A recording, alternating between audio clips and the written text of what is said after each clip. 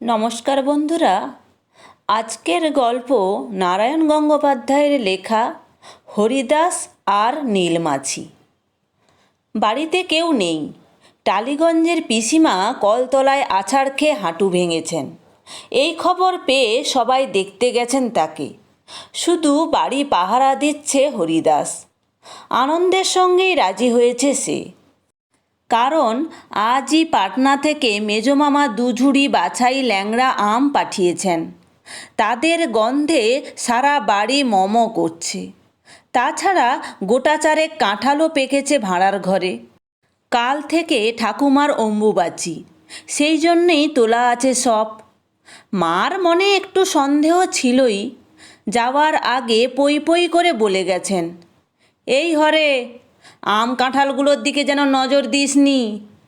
ওগুলো অম্বুবাচীর জিনিস, খেয়াল থাকে যেন। হরিদাস একটা ঢেকুর তুলে বলেছে, ও, তুমি আমাকে যে কি ভাবো মা!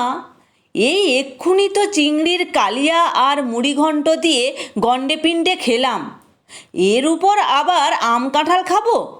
কি যে বলো তার ঠিক নেই। তোমার বিশ্বাস নেই বাপু, তুমি সব পারো। না মা, পারি না, তুমি নির্ভয়ে চলে যাও। মা গেলেন, কিন্তু খুব যে নির্ভয়ে গেছেন তার মুখ দেখে সে কথা মনে হয়নি। এইখানে হরিদাসের একটু পরিচয় দেওয়া দরকার। অবস্থাপন্ন ব্যবসায়ী ঘরের ছেলে, সবচাইতে ছোট বলে আর ছোটবেলায় খুব পেটের অসুখে ভুগত বলে শাসন তো পায়নি, প্রশ্রয় পেয়েছে অতিরিক্ত। ফলে 4 বারের চেষ্টাতেও স্কুল ফাইনাল ডিঙোতে পারেনি। বিরক্ত হয়ে বাবা বলেছেন, আর ওর পড়বার দরকার নেই, এবার ব্যবসাতেই ঢুকিয়ে দেব। কিন্তু জাঁদরেল 3-3টে দাদা থাকতে হরিদাসের বয়ে গেছে ওসব করতে। এখন সে পাড়ায় জিমন্যাস্টিক ক্লাবের পান্ডা, ইয়া তাগড়া জোয়ান। পেটরোগা তো নয়ই, বরং সাধারণ মানুষের 5 গুণ না খেলে তার পেট ভরে না। শেষ রাতে উঠে একটা হারমোনিয়াম নিয়ে দরাজ গলায় কালী কীর্তন গাইবার চেষ্টা করে। তাতে করে এই হয়েছে যে কলকাতার এমন ভিড়ের দিনেও সামনের দিকের দোতলার বাড়িটা আজ বছরখানেক ধরে প্রায় খালিই পড়ে আছে। ভাড়াটে আসে না তা নয়, কিন্তু তেরাত্রিরের বেশি কেউ টিকতে পারেনি। বাক্স বিছানা ঘাড়ে তুলে যেদিকে পারে দৌড় মেরেছে। শুধু এক লম্বা চুলওয়ালা কবি কবি ভদ্রলোক দিন 10 কাটিয়ে দিলেন। 11 দিনের দিন যখন তিনি দুটো লাল লাল চোখ পাকিয়ে পাড়ার হিন্দুস্তানি গয়লা দেওয়ালকে জাপটে ধরে সমানে ইংরেজি গান শোনাতে লাগলেন, সেদিন সবাই মিলে চাঁদা করে তাকে রাঁচিতে ট্রেনে তুলে দিয়ে এলো। যাই হোক, বাড়ি যখন খালি আর ঠাকুর চাকরেরা বিকেল 4টে পর্যন্ত আড্ডা দিতে বেরিয়েছে, তখন এক পেট গিলে হরিদাস তেতলার ঘরের মেঝেয় একটা শীতলপাটি বিছিয়ে শুয়ে পড়ল। মাথার উপর পাখা ঘুরছে। প্রচুর পরিমাণে চিংড়ির কালিয়া আর মুড়িঘণ্ট খেয়ে মেজাজটাও বেশ খুশিই আছে। ঝিমঝিম করছে দুপুর। হরিদাসের ঘুমিয়ে পড়া উচিত ছিল, কিন্তু পাটনাই ল্যাংড়া আর পাকা কাঁঠালের গন্ধ এমন বেয়াড়াভাবে এসে নাক দিয়ে ঢুকে তার পেটের মধ্যে সুড়সুড়ি দিতে লাগলো যে শেষ পর্যন্ত হরিদাস ধুত্তর বলে উঠে বসল। তখন হরিদাসের মনে হলো, খেয়ে নিশ্চয়ই তার পেট ভরেনি, নইলে আম কাঁঠালের গন্ধে তার প্রাণ এমন উদাস হয়ে যাচ্ছে কেন? আর কে না জানে, কম করে খেলে শরীর টেকে না, এমনকি হাতি পর্যন্ত চিৎপাত হয়ে পড়ে। মাকে অবশ্যই কথা দিয়েছি। মনটা প্রথমে খুঁতখুঁত করতে লাগলো, তারপরে আরও নিবিষ্ট মনে চিন্তা করে দেখল, প্রাণটাই যদি অনাহারে গেল তাহলে কথা দিয়ে আর কি হবে। অতএব মাতৃভক্ত হরিদাস উঠে পড়ল, দোতলার ভাঁড়ারে গিয়ে ঢুকল। বেছে বেছে 25টা বড় বড় ল্যাংড়া আম আর একটা কাঁঠাল খেয়ে অতি কষ্টে প্রাণ বাঁচালো। তারপর আবার নিজের ঘরে এসে শীতলপাটিতে লম্বা হলো। হ্যাঁ, এইবার ঘুম আসছে, বেশ জমাট ঘুম একখানা। 3 মিনিটের মধ্যেই ঘর কাঁপিয়ে হরিদাসের নাক ডাকতে লাগলো। বিকেল 5টা পর্যন্ত নির্বিঘ্নেই এই নাকের ডাক চলতে পারত, কিন্তু গোল বাঁধল আরও মিনিট 10 পরেই। আম কাঁঠালের গন্ধে একটা নীল মাছি অনেকক্ষণ ধরেই ঘোরাঘুরি করছিল, সেটা এবার হরিদাসের ঘরে এসে ঢুকলো। এই তো, এখানেই যে সেই প্রাণকাড়া গন্ধ, কিন্তু কোথায় সেই মনোহরা কাঁঠাল আর হৃদয়হরা ল্যাংড়া আম? কই, কোথায়? হরিদাসের হাঁ করা মুখ থেকে ফোঁ ফ্রর আওয়াজটা যেন মাছিকে ডাক দিয়ে বললে, কেন এইখানে? হরিদাস ঘুমিয়ে ঘুমিয়ে স্বপ্ন দেখছিল। তার মাথার সামনে কে যেন একটা মনখানেক ওজনের বিরাট কাঁঠাল ঝুলিয়ে রেখেছে, আর সে হাঁ করে তাতে কামড় দিতে যাচ্ছে। হঠাৎ কাঁঠালটা থেকে কাঠবিড়ালির মতো একটা ল্যাজ বেরিয়ে এলো। সেটা আবার হরিদাসের মুখে সামনে সুড়সুড়ি দিতে লাগলো। ভীষণ বিরক্ত হয়ে দাঁত খিঁচিয়ে বললে, আরে খেলে যা, কাঁঠালের ল্যাজ আছে এ কথা তো কখনো শুনিনি। আর বলতেই ঘুমটা ভেঙে গেল। আরে রামু, এ যে একটা নীল মাছি, দিব্যি গুড়গুড়িয়ে তার মুখ আর নাকের উপর দিয়ে ঘুরে বেড়াচ্ছে, যেন ইডেন গার্ডেনে হাওয়া খাচ্ছে। হাত নেড়ে হরিদাস মাছিটাকে তাড়িয়ে আবার ঘুমোবার উদ্যোগ করল। কিন্তু মাছিদের মতো এমন দৃঢ়প্রতিজ্ঞ প্রাণী সংসারে আর নেই। যতবার তাড়াও ততবার ঠিক ঘুরে ফিরে সেইখানটিতেই এসে বসবে। যদি একবার তার মনে হয় যে তোমার কানের মতো উৎকৃষ্ট বসবার জায়গা দুর্লভ, তাহলে তুমি যতই চেষ্টা করো, বারবার তোমার কর্ণাট প্রদেশেই আক্রমণ করতে থাকবে, ভুলেও নাসিকের দিকে পা বাড়াবে না। তার উপর আবার নীল মাছি, যেমন তার বোঁ করে আওয়াজ, তেমনি তার শুয়োরের মতন গোঁ। লম্বমান হরিদাসের নাক মুখ থেকে সমানে আম কাঁঠালের যে আকুল করা গন্ধ আসছে, সেখান থেকে তাকে নড়ায় কার সাধ্যি? অতএব একটুখানি ঘুরপাক খেয়েই আবার মাছিটা এসে তার নাকের ডগায় বসল। একটুখানি কাঁঠালের রস শুকিয়েছিল, সেখানে কুটুস করে ছোট্ট একটা কামড় বসিয়ে দিল। আহ, জ্বালালে! হরিদাস হাতখানি তীরের বেগে তার দিকে এগিয়ে আনতে সে বীরের মতো রণভঙ্গ দিয়ে একটা জলের গ্লাসের কানায় গিয়ে বসল, এবং 1 মিনিট পরে হরিদাস যেই আবার হাঁ করে ফর ফোঁ বলে আওয়াজ ছেড়েছে, অমনি উড়ে এসে তার ঠোঁটে বসল আর সুর নেড়ে ল্যাংড়া আমের সন্ধান করতে লাগলো। তবে রে রাস্কেল মাছি! এক লাফে হরিদাস উঠে বসল, আর নীলমাছিও সঙ্গে সঙ্গে পাশের টিপে সেই কাঁচের গ্লাসে গিয়ে আশ্রয় নিলে। তোমার ভিড়কুটি আমি ভাঙছি বলেই হরিদাস ধাঁ করে একটা চড় হাঁকড়ে দিলে গ্লাসটার দিকে। মাছি অক্ষত শরীরে উড়ে পাখার রেগুলেটরে গিয়ে বসল, আর ঝনাত গ্লাসটা টিপয়ে থেকে মেঝেতে পড়ে চুরমার হয়ে গেল। জলের স্রোত বইল ঘরময়।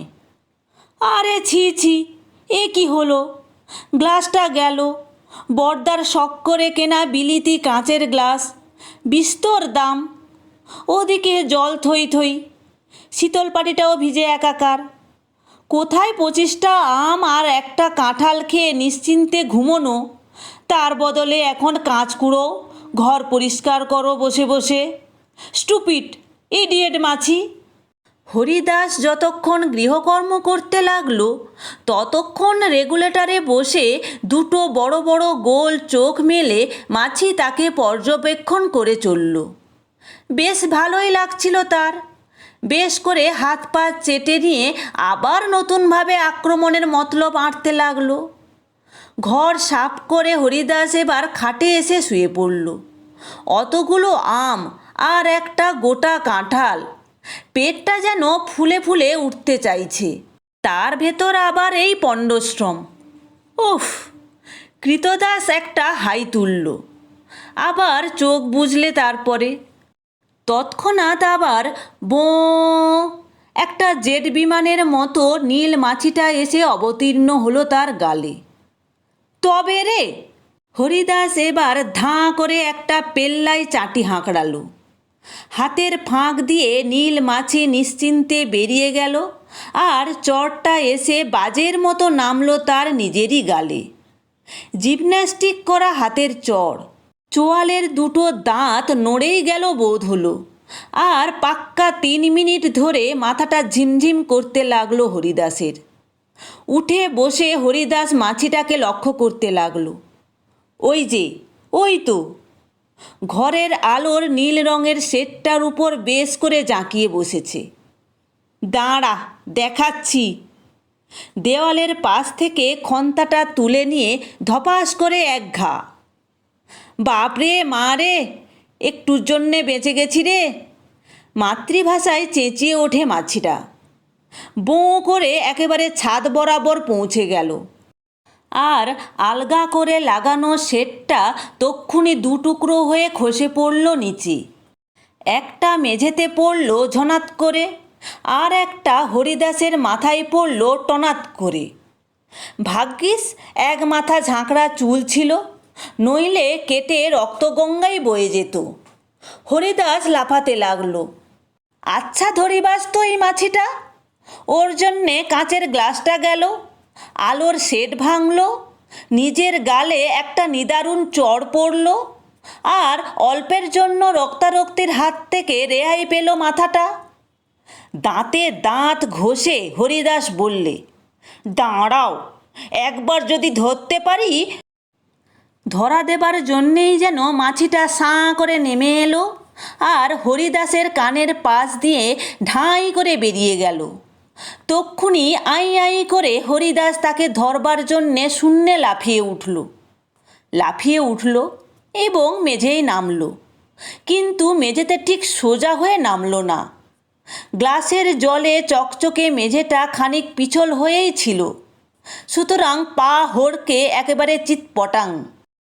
পায়ের লাথি গিয়ে লাগলো ঘরের কোণার আলনাটায়, সেটা এসে হরিদাসের ঘাড়ে পড়ল।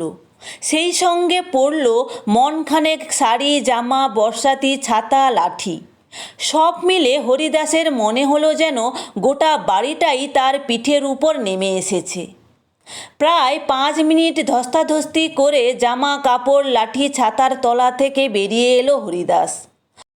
তখন তার মাথার উপর জয়ধ্বজার মতো একটা মোজা ঠায় বসে আছে। আর মাছিটা, সে এতক্ষণ ঘুম এড়িয়ালে বসে পরম পুলকে হরিদাসকে দেখছিল, আর মনের আনন্দে অনেকগুলো পা চেটে নিচ্ছিল পরপর। হরিদাসও তাকে দেখতে পেল এবং খন্তাটা তুলে নিয়ে আবার ভীম বেগে এক ঘা বসিয়ে দিল। খন্তার মাথাটা অনেকখানি চওড়া, এবং সেটা যে দস্তুর মতো বিপজ্জনক, প্রথমবারের অভিজ্ঞতাতেই মাছি সেটা বুঝে নিয়েছিল। কাজেই হরিদাস খন্তা তুলতেই সে বোঁ করে একটা গোঁত খেল, আর খন্তার ঘায়ে এরিয়ালটার একদিক খুলে গিয়ে সেটা চাবুকের মতো হরিদাসের পিঠে এসে পড়ল। উফ! গেছি! পুরো 2 মিনিট হাহাকার করে হরিদাস যখন ধাতস্থ হলো, তখন তার মাথায় দস্তুর মতো খুন চেপেছে। এবারে যা হোক একটা কিছু ঘটে যাবে, এসপার কিংবা ওসপার। এই দিল্লির সিংহাসনে, অর্থাৎ এই ঘরে, দুজনের জায়গা হতে পারে না। হয় আমি থাকবো, নইলে ওই নীল মাছিটা। কিন্তু যেহেতু এটা আমার পৈতৃক ঘর, সেজন্য আমাকে থাকতে হবে এখানে, আলবাত। কানের কাজ দিয়ে আবার বোঁ করে বেরিয়ে গেল মাছিটা, যেন ঠাট্টা করেই গেল ওকে। বটে। এবার আর ঊর্ধ্বলোকে নয়া খন্তাটা ভারী বিপজ্জনক জিনিস। মাছি এবারে সোজা খাটের তলায় গিয়ে ঢুকল। আচ্ছা, আমিও আসছি। হামাগুড়ি দিয়ে নিচু খাটটার তলায় ঢুকে পড়ল হরিদাস, আর অমনি কোত্থেকে মাছি এসে তার মুখে পড়ল। এত বড় সাহস, এমন ধাস্টামো! উত্তেজিত হয়ে হরিদাস মাছিকে থাবা বসাতে গেল, কিন্তু জায়গাটা যে নিতান্তই খাটের তলা এবং সেখানে যে হামাগুড়ি দিয়ে ঢুকতে হয় এই কথাটা তার খেয়াল ছিল না। মাছি শোঁ করে চম্পট দিল আর হরিদাসের মাথাটা দড়ম করে ঠুকে গেল খাটের সঙ্গে, যেন 1.5 মণ একটা হাতুড়ি দিয়ে কে তার মাথায় ঘা বসিয়ে দিল। উফ রে বাপ! চোখে রাশি রাশি সর্ষে ফুল দেখতে দেখতে হরিদাস খাটের তলায় ভিমড়ি খেল। যখন বেরিয়ে এলো তখন মুখে ঝুল, চুল ভর্তি জাজিমের ধুলো আর তালুর উপর ঠিক একটা বেলের মতো ফুলে উঠেছে।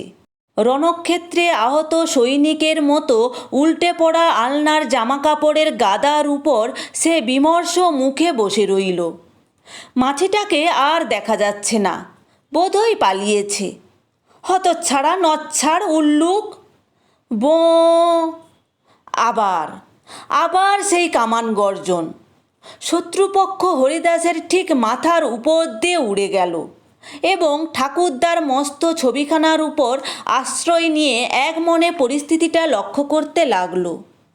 ওরে পামর! হরিদাস আবার খন্তা বাগিয়ে হাঁকড়াতে গেল, কিন্তু মাথায় খাটের ঠোক্কর লেগে কিঞ্চিত সুবুদ্ধি গজিয়ে উঠেছে তার। মাছিটা যে রকম শয়তান তাতে খন্তা চালিয়ে তাকে বধ করা যাবে কিনা ঘোর সন্দেহ, এবং ঘা লেগে ওই পেল্লায় ছবিখানা এসে মেঝেই পড়বে তাও নিঃসন্দেহ। অতএব তখন মনে হলো মাছি মারার সবচেয়ে সোজা এবং নির্ভুল উপায় হচ্ছে স্প্রে। তার বাইরের বারান্দাতেই তো স্প্রেটা পড়ে রয়েছে। কি আশ্চর্য, এতক্ষণ তার খেয়ালই হয়নি। এক লাফে হরিদাস বারান্দায় বেরিয়ে এলো, কিন্তু হায়, স্প্রেটা শুকনো। পাশেই মার্কেটে টিনটা, সেটাও ঠনঠন করছে। ধুত্তর, তেল কিনে আনতে হবে এবং এক্ষুনি। এর মধ্যে মাছিটা যদি পালিয়ে বাঁচে সে ওর 7 পুরুষের ভাগ্য। কিন্তু মাছির রকম সকম দেখে মনে হলো অধিকার করা দুর্গ থেকে পৃষ্ঠ প্রদর্শনের কোনো বাসনা আপাতত তার নেই। দাঁড়া দুরাত্মা, আমি আসছি। বাড়ি থেকে বেরিয়েই ডাক্তার গড়গড়ি ফার্মাসিউটিক্যাল স্টোর্স, এখানে ফ্লট মার্কেট সেলটক্স, অর্থাৎ মশা মাছি বধের সব রকম অগ্নিবাণ কিনতে পাওয়া যায়। হরিদাস দোকানে ঢুকে পড়ল। গ্রীষ্মের দুপুর ঝাঁ ঝাঁ করছে।